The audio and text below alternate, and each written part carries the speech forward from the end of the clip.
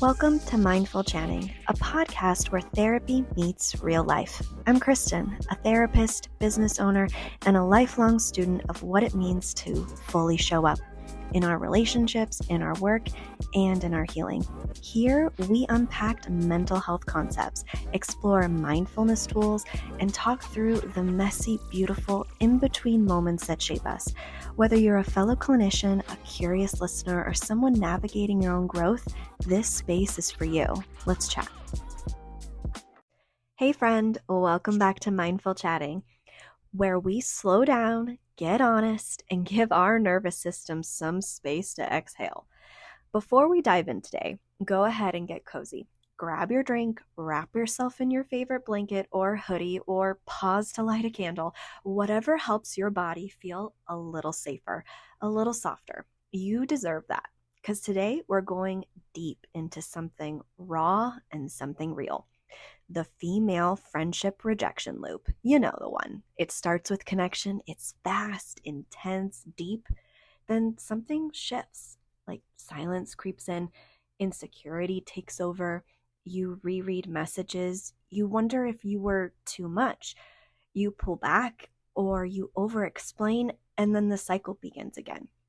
So today we're exploring why rejection hits harder for ADHD women, the trauma responses we fall into, like masking, fawning, and over-explaining ourselves, and how our fear of abandonment shapes our adult friendships more than we realize.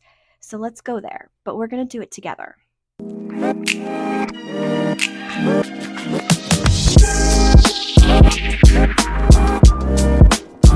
So we're going to start off by talking about the nervous system truth. ADHD is not just a focus disorder. It's actually a relational disorder and something we don't really actually talk about.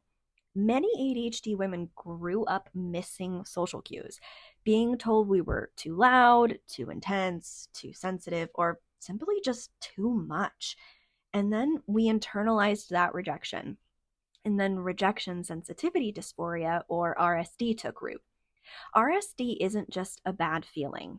It's actually a neurobiological overreaction to perceived rejection, criticism, or exclusion.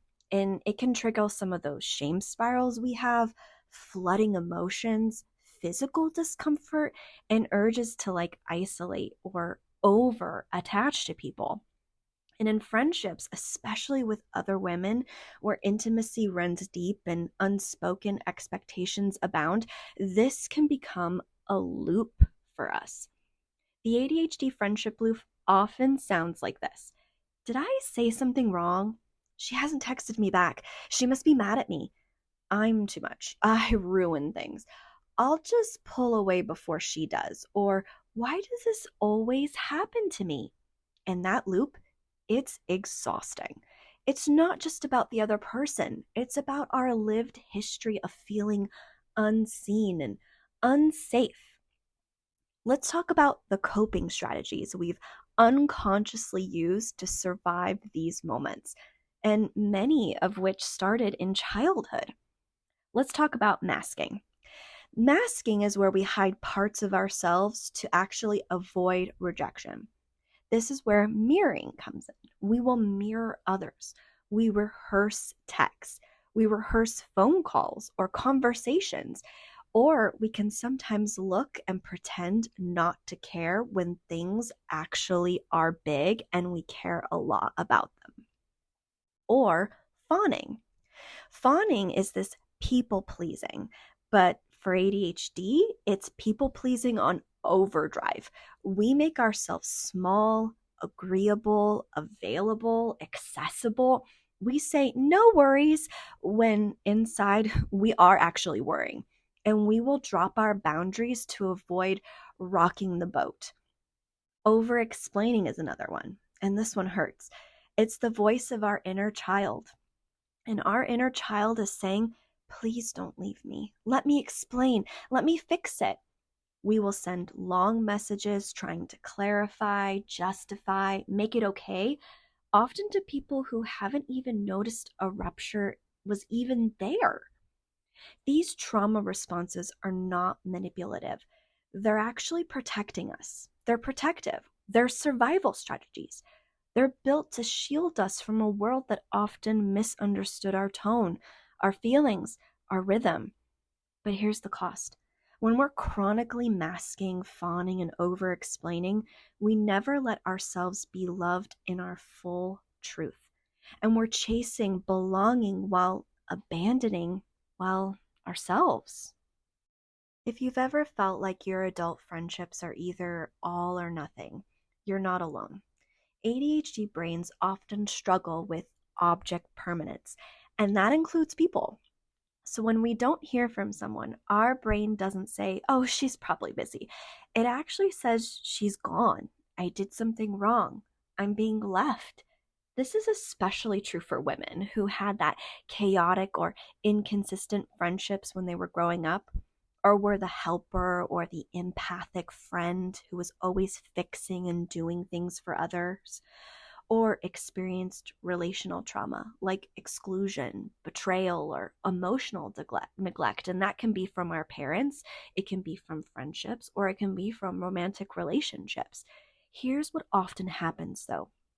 We feel deeply connected to someone, then they pull back or slow communication, we panic or ruminate, and then we either double down, like over contact, over explain, the fawning, or we disappear altogether. And then we mourn the loss of a friendship that never really had a clear ending. It's not just fear of abandonment, it's fear of confirming the story we already believe, that we are hard to love, that people always leave us. But here's what's true. Some friendships do fade, and that's not always rejection. And some people can't meet us where we need them to, and that's not a failure on them or a failure on us. And the people who can love us as we are, they do exist.